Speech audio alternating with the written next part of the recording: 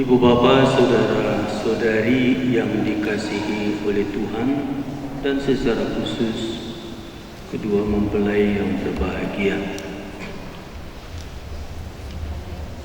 Pernah seorang psikolog mengadakan penelitian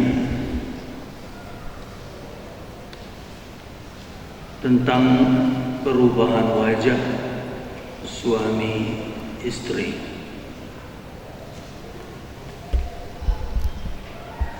Apabila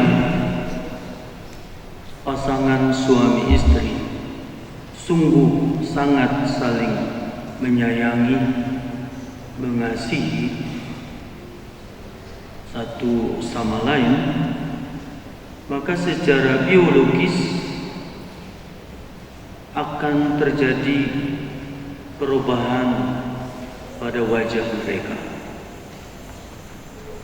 Wajah-wajah mereka akan semakin mirip satu sama lain,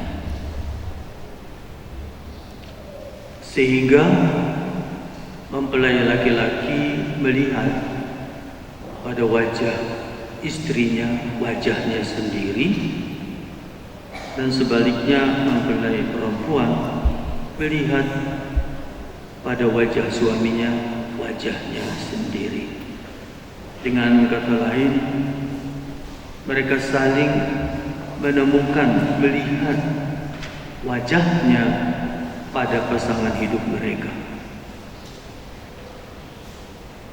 Hal itu hanya mungkin kalau pasangan suami istri sungguh-sungguh sangat saling mengasihi satu sama lain. Ibu bapak, saudara-saudari, hari ini bacaan-bacaan bicara tentang kasih. Pada saat kita merayakan pesta pernikahan kedua mempelai, kita mendengarkan tentang kasih. Nah, secara Kristiani Katolik, terlebih terkait dengan pernikahan, ada beberapa poin penting yang harus diperhatikan, utamanya berkaitan dengan kasih.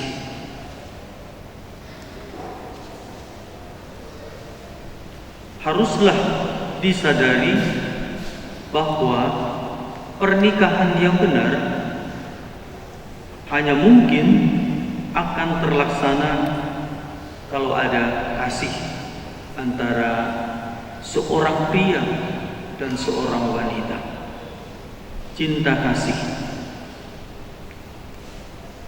Nah, Gereja Katolik menegaskan bahwa dalam pelaksanaan pernikahan, suami istri harus hidup dalam kebersamaan sebagai ungkapan kasih. Hidup dalam kebersamaan tidak semata-mata tinggal bersama di satu rumah. Orang bisa saja tinggal bersama di satu rumah tapi tidak saling mencintai. Nah, yang dimaksudkan kebersamaan ialah kebersamaan yang mengalir dari kasih, yang memungkinkan suami istri untuk saling memperhatikan, untuk saling memenuhi kebutuhan, sampai kebutuhan-kebutuhan yang sederhana pun. Kebersamaan dalam membangun rumah tangga, kebersamaan dalam mencari nafkah, kebersamaan dalam mendidik anak, kebersamaan menanggung derita, pun kebersamaan dalam menghadapi tantangan. Tidak hanya kebersamaan dalam menikmati sukacita. Oleh karena itu, ibu bapak, saudara-saudari, agar tercipta kebersamaan perlu saling kenal. satu sama lain. Pernah dalam pertemuan saya menegaskan perlu pasangan suami istri mengenal satu sama lain, sifat-sifat, kekurangan dan kelebihan dari pasangannya. Sebab setiap pribadi unik. Tidak ada dua pribadi yang sama di dunia ini. Walaupun orang itu kembar. Karena unik, masing-masing orang punya kepribadian, punya sifat, punya kecenderungan, punya kemampuan, tapi juga punya keterbatasan-keterbatasan. Contoh konkret,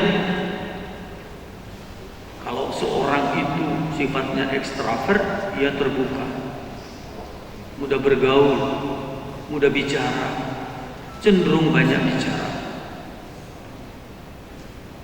Kalau dia introvert, umumnya lebih banyak menahan diri, diam, tidak gampang masuk ke dalam pergaulan baru, agak tenang, lebih kontemplatif. Sementara yang ekstrovert lebih ekspresif. Nah, ibu bapak, saudara-saudari, khususnya kedua mempelai, kalau pasangan suami istri tidak saling mengenal, mereka akan saling tuding. Kau banyak omong, kata yang satu, karena suaminya barangkali ekstrovert, tidak pernah diam. Lalu dijawab, kau itu hanya diam, tidak pernah mau bicara, terus terang. Siapa yang benar?